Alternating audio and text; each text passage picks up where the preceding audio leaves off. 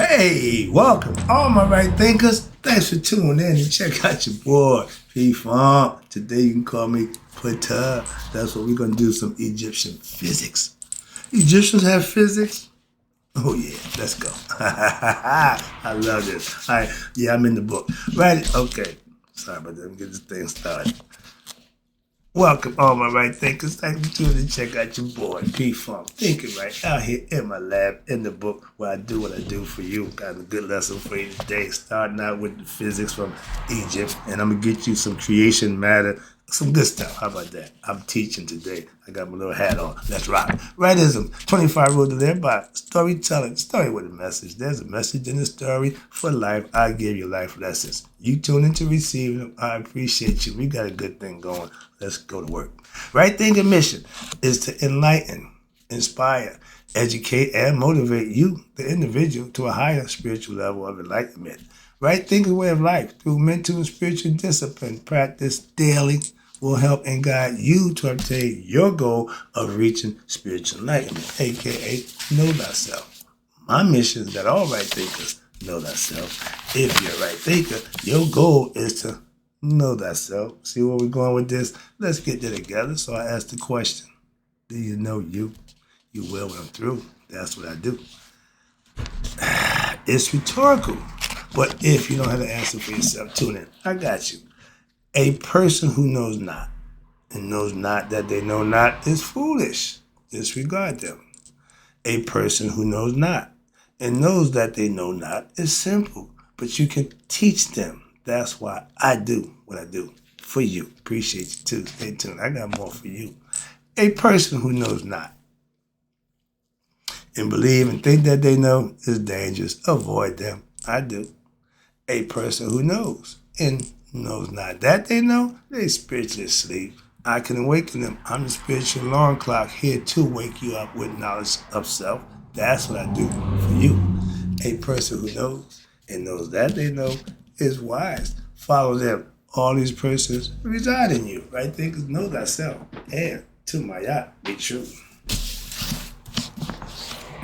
See this guy here? Called is Ptah, okay? He's the self-created guy. He the one that said Tuh and brought himself into existence. We're going to do some lessons from him. And he knew Egyptian physics, okay? Now, let the lesson begin. If you want to learn, this is where you need to be right here. I'm about to give a good lesson for you. I just showed you Ptah, Haru, with the wise jab, staff, holding in the ankh in his hand, in each hand. Ptah symbolizes, again, we talking symbology. He symbolizes all life, okay? Stability and strength. Let's talk about, right quick before we get into the lesson, I want to get this, there's one paragraph about the illusion of time. Our ancients had a full understanding about it. Yah took Einstein's theory. We was way ahead of him before he came here. But let's go. The illusion of time, according to the teachings of Mercuri. Einstein's theory of relativity showed that time is not a constant, okay? Fixed and tangible factor. We are so accustomed to, in fact, the concept of time depends on the perception of the individual who is experiencing the passage of time.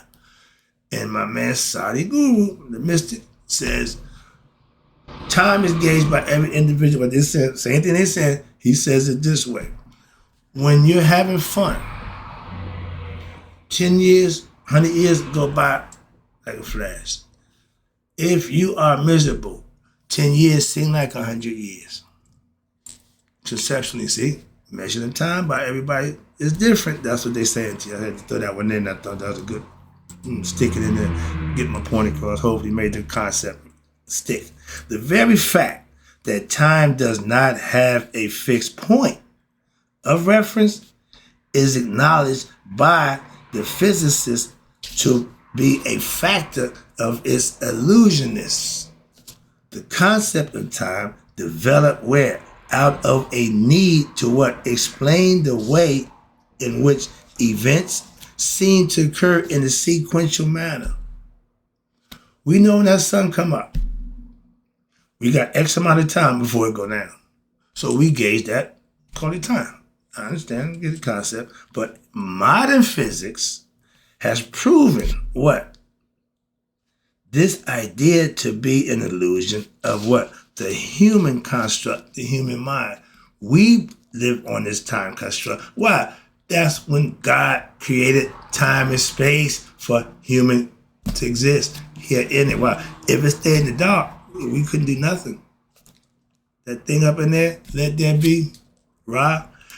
The ancients knew he wasn't God, but what he did was God gave us light, nourished the plants, grow plants, flowers. So we had reverence for him, for it, knowing that God gave it to us. Simply that we saw God as an invisible spirit. So we knew the sun wasn't God. Okay. Now, it was smart, real smart.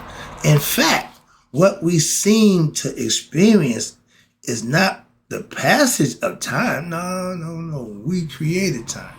But the motion of they call the netters, which is opposite for complementary forces of nature as we interact with what each other. The netters, which is cosmic energy and elements, are ever engaged in what? Perpetual change, which now the human mind confuses as what? Passage of time. Your boy Einstein was not the first, ding, ding, ding, ding, what? To state a theory of relativity. Try to tell you that before we got started. I showed you Egyptian physics. Watch this. The theory of time relativity was stated in ancient Egyptian spiritual texts and later on in the Indian spiritual texts, thousands of years before Einstein would even come on the scene. Okay? But he's the father. Yeah, everything that we did, whoever came behind us and did it, they got credit for. So should we be pissed? Like Little Richard? They stole everything. Yeah, they did, Little Richard. They still doing it. So relax. Calm down. In the following text, watch this. Instructions to Merkara, a pharaoh, watch this, teaches his son about the importance of what? Performing righteous actions in this lifetime. Living it, professing it, doing it, because he will what? Be judged when? By his assessors of who? Maya. They knew that. Who exists in a different time reference than the one which is known by our ordinary humans. When you went into the halls of Maya, judgment was going to be handed down. It wasn't, well, we meet here at 5 o'clock. No, that we another round. That time means nothing. And I'm about to read to you to prove that point again. Time is human construct. Now, this is the phrase from the Egyptian proverb. You know that they are not merciful, meaning the judges at Judgment Day. You got 42 of them. And they are not merciful by the day when what? They judge the miserable ones. And do not count on the passage of what? The years, aka time. Why? Because to them, they consider a lifetime as to be what? Maybe an hour after death. Man remains in existence. Why? And his acts accumulate, that's karma, beside him at Judgment Day. And your heart accumulates all of that. And if it ain't pure, divine, and righteous, it's going to be heavy. We knew physics a long time ago, okay? The idea of scales, weighing two things. That didn't just happen from y'all. We told you that a long time ago. And everybody called it the weighing of the soul. No, the heart. And see, They used the soul. We knew the heart is where God dwelt. And we get to that part in a minute. I'll take you there too. Watch this. Now, and with the idea of it, all the things you did in your life accumulated will be set beside you. That's karma. Now, life in this other world is eternal. What the eternity means? No clock. No concept of time. It's just there. But he who arrives at judgment day with a pure heart and without what? Sin before the judges of the dead, you know what happened? This is what all right thinkers want. You will be there as what? A netter. And now you will walk freely as do the masters of what? Eternity. Nobody has a clock. Nobody keeps track. None of that matters. It's just there. It's just there. The rest home for the spirits. I call it senior citizen home for the spirits. Y'all call it heaven. What the hell? It's all conceptual. It's all theoretical. I got my man tell me, oh, I work at the funeral home. Ain't nobody dead. My man, stop thinking dead gonna come back. Dead means dead, damn it. That means the spirit's no longer in the damn body. It got no life, so it's not going to talk to you. Ignorance. Ignorance. Life is spirit. That's God. God don't die.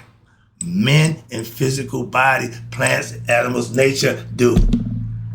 God don't. Get the understanding, please. And watch this. Now you got the concept. When you can walk freely as though the masters of eternity, that's immortality. That's where you want your what? Your soul and your consciousness to one. The spirit is the falcon, the means to get there. Your consciousness is the head that should be on the bar. If the bar got your head, you going home. Conceptually.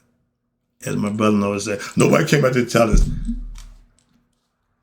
Moving on. I don't entertain that. All right, now the lesson begins. But no, that was just a preview. Hope you enjoyed it. Hope you understand it. Now let's get to creation, matter, and physical reality according to the Shabaka stone inscriptions.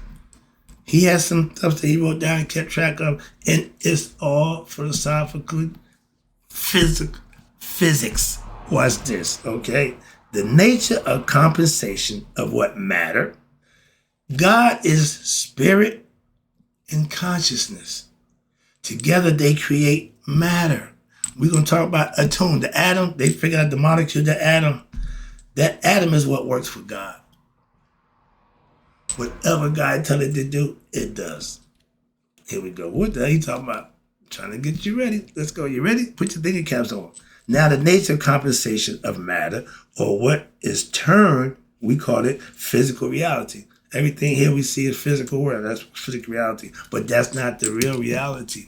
But if physical is real, again, it's not the real reality. And the concept, there we go, of consciousness, listen, were understood way back then and clearly set down in what? The Medjugorje, a.k.a. the hieroglyphic text. They told you all that, which date back to 5,500 BCE. In a quick lesson, that white man didn't come into existence until the 3000s. So he can't give you no information prior to that. Only we can. Why? We have it. He don't. Well, when did the man, what? No. I just got more information that the early Greeks was black too.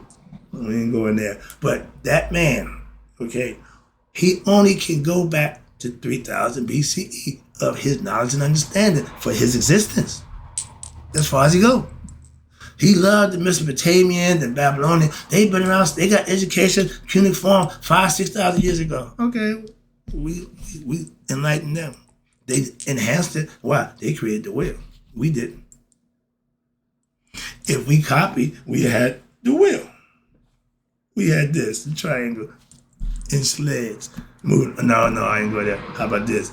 We knew how to levitate, resonate. They getting there. Moving on. Now, we had this concept laid out in the text back in 5,500 BCE in the theological, again, we know theology, the theological system of Memphis, Egypt, as follows. This was their theology. This was their concept. Ptah was the creator God. Self-created Ptah. From what? A thought. And we're going to, Shabaka Stone, going to break it down for you, my man. Okay, here we go. In the beginning, everybody got that. Well, how you know what number? Just calm down. Theologically, in the beginning, conceptually, methodically, in the beginning, again, only Netter, one, God. And remember, the Egyptians didn't use God. It was Netter.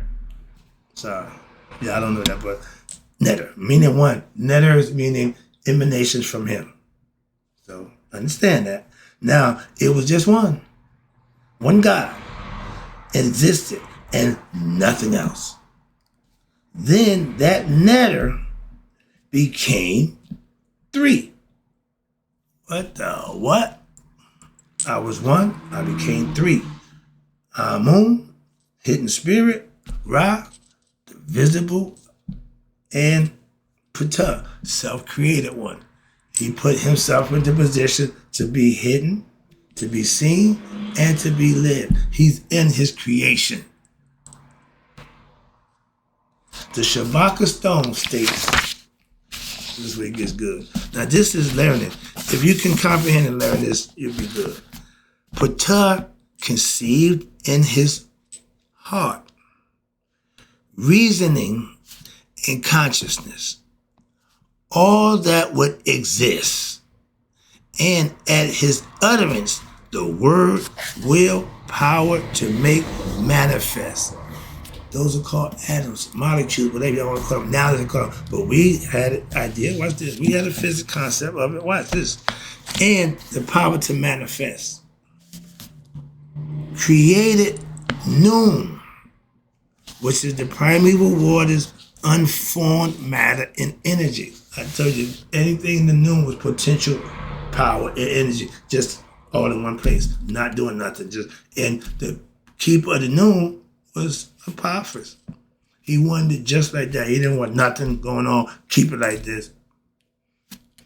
That way we couldn't, nothing going on. That was before us. Remember, before us. All right. Now, what happened? Then, what? Not having a place to sit when Ptah came into existence. Noon, you see the Noon doing this with the boat, pushing up. That's Noon raising Ptah up, okay, with his boat of his crew, what they call the Ogdo, okay? And those were people. We gave them identity so we could mythological people that we can bring to life to teach, to get a message across. Learning purposes. Again, this is for learning purposes. All right, here we go. Now, here we go. The Noon was the energy from the perennial water and at the primeval hill, the mound. That's the best structure known to man. Pyramid. Okay, the structure. And I'm going to show you in the box right here. I can take two boxes. That's what they did. It's 4 elements for each one.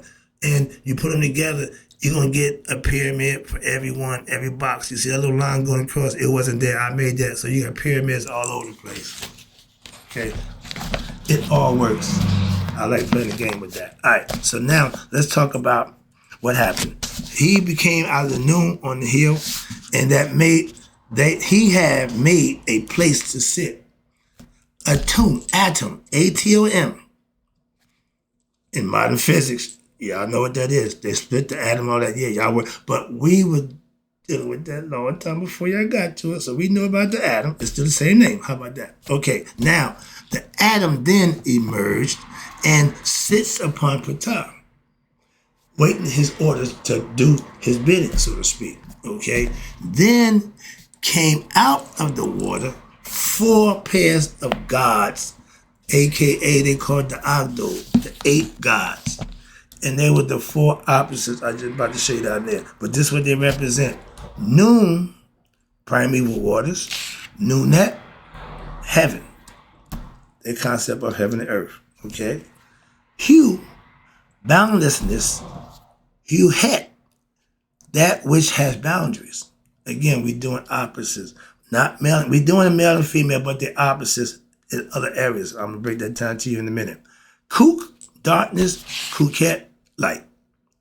Amun, hidden. Amet, aminet, that which is what? Manifest. These are the four couples that bring on the Agdo, and the netters, Nun, Nunet, Hu, Huet, all these are what? They are what they consider the lips and teeth of God's mouth, which speaks the names of all things which come into existence. It gets better. The heart, that thing here in the chest, and the tongue come together, have power over what? All the limbs. God is found as what? The heart within all human bodies. And in the mouth of each netter and all humans as what? A tongue, which is your will, of all things that live. It is God who what? Thinks as what? The heart, and who commandeth what? The tongue. See where we're going with this? Watch this. That which the nose breathes air, the eyes to see, the ears to hear, and all of these senses describe the body. And communicate it to what? To heart. It is the heart, mind. I tell you, the conscience for the heart is spelled Conscience. This conscious mind is spelled Conscious. Difference. And your heart mind, for that reason right here, which makes all knowledge and awareness to manifest. Let the heart be your guide. And then the tongue now is what? Is what repeats what the heart has thought. Heart, mind, coherence, speak into existence.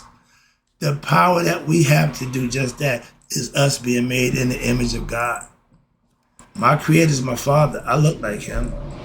I can think, procreate like him. So, there we go. I know a God. My God has a face. My father's. If your God don't look like you serving the wrong God. Moving on. Why? Your parents are your original gods, your first gods. They brought you into the world. They took care of you. Everything that they do, the kids in that title, trust me. When you go against your parents, you're going against God.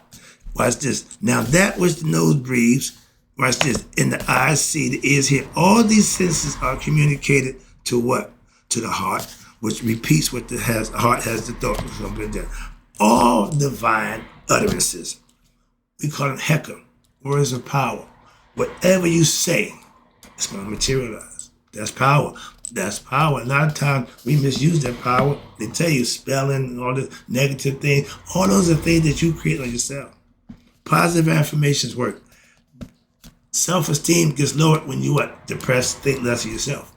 Raise yourself up. If you need somebody to motivate you, that's not good. All divine utterances manifest themselves through what? Thought of the heart and the commandment of the tongue. Justice is done to who? They who do what is right and what is loved by God. And they are punished. Punishment to they who what? Who do what is hated by God. The same one who loves you will discipline you. Parents, we don't discipline our kids because we don't like them. We discipline them, teach them lessons. This thing about I'm gonna spank my kid, that's my opinion, don't work. All right, but when you do wrong, this punishment for sin was death.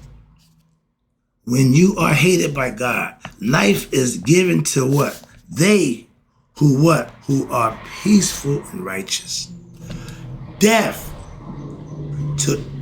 is given to what? The unrighteous, the criminal. A criminal is somebody who's taking something or doing something that don't belong to them, doing the wrong act intentionally, knowingly, willingly. I was a criminal. I broke the law, selling drugs. I knew that. So this time, when I got caught, time to pay up, okay, I took my time and go about my business. That was my mindset. That's what I did. What? I ain't gonna do it again. Oh, no. I'm not a career criminal. No. Past that. Moving on. And this is all by choice. All right. I see the clock. I got a few more minutes. I'm gonna wrap this up. I gotta get to the next lesson next. This is going a little long. It's gonna take a little while. Okay. Now, again, in truth, and that's what God is. God causes the netters to be born. So they all angelic. They're all divine. What's this? The creation of the cities, establishment of the gnomes, and the establishment of what? The netters in their places of adoration. Meaning, Ptah got respected in Memphis, Amen got respected in Waset, and Ra got respected in Anu. Those are all places that they got adoration. And God made their likeness according to what? To their desire. Thereby, the netters enter into their bodies.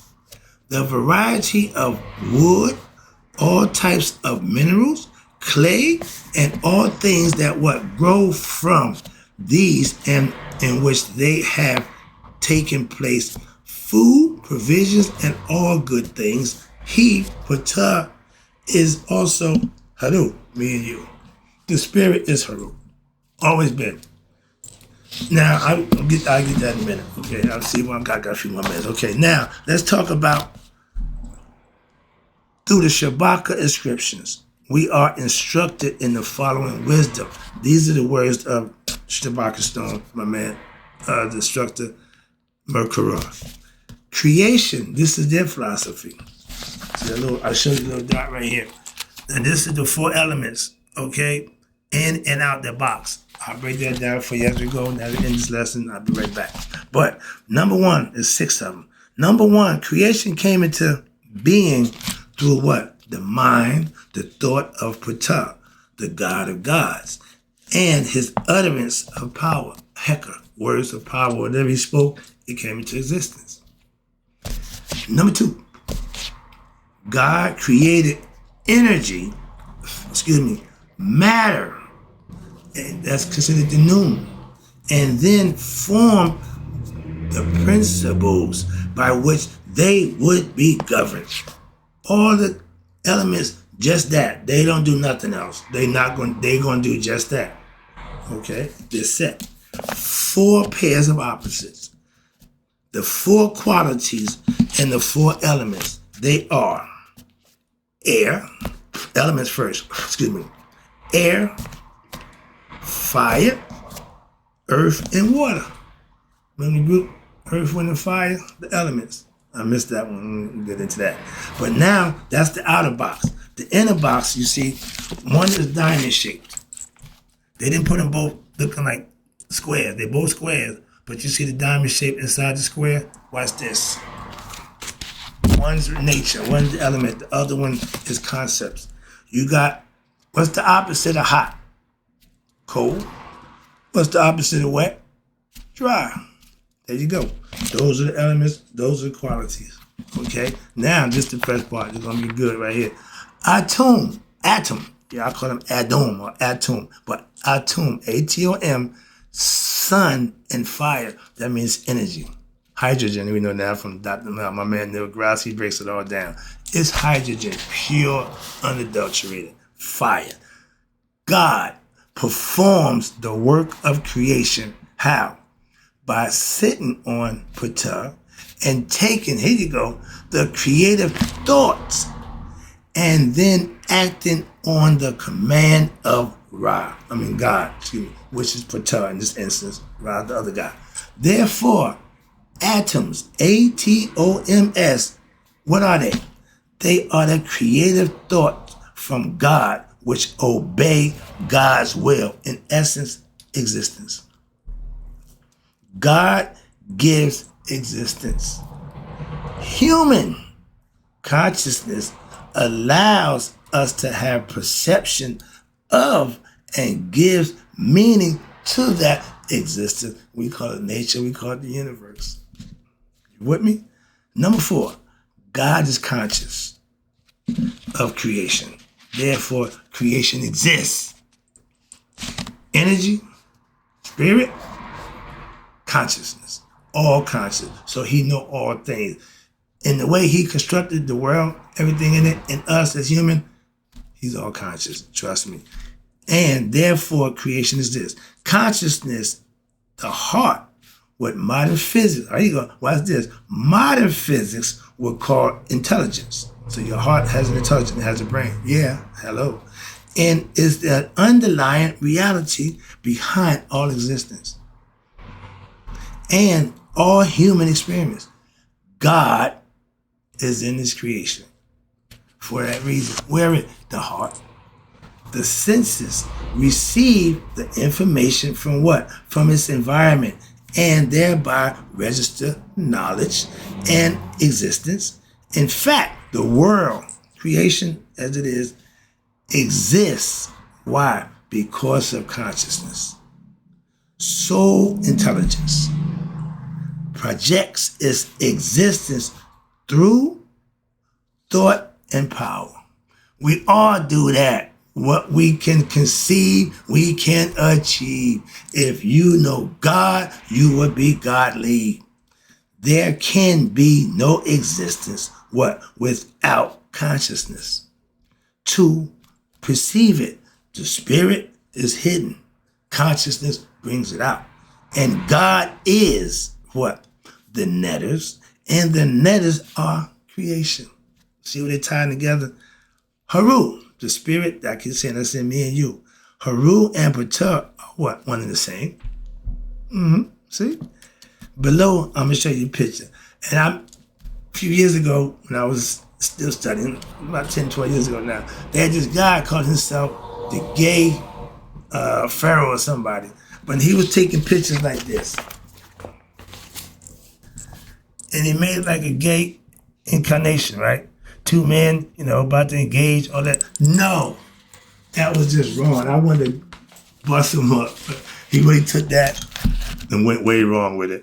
And they showing you here, it just showed you the spirit. Below you see atom, the atom.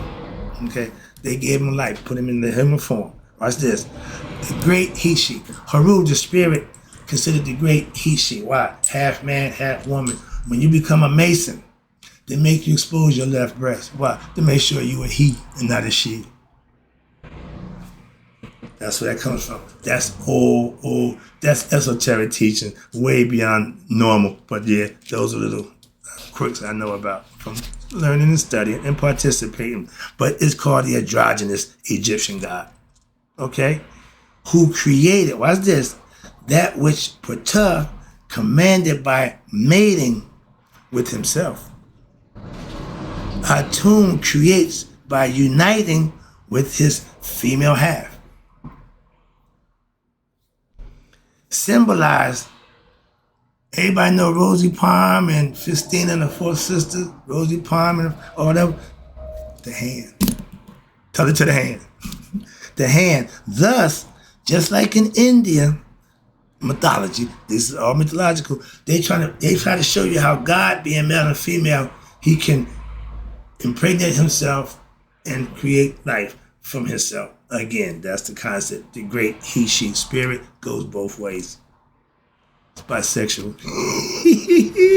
All right, where we at? Now, so thus, even in the Indian mythology surrounding Hanari, Pashura, Purusha, creation arises from God's masturbation. I gave that lesson a long time ago. Creation emanates from God's very essence, the ooze, that thing that we jelly.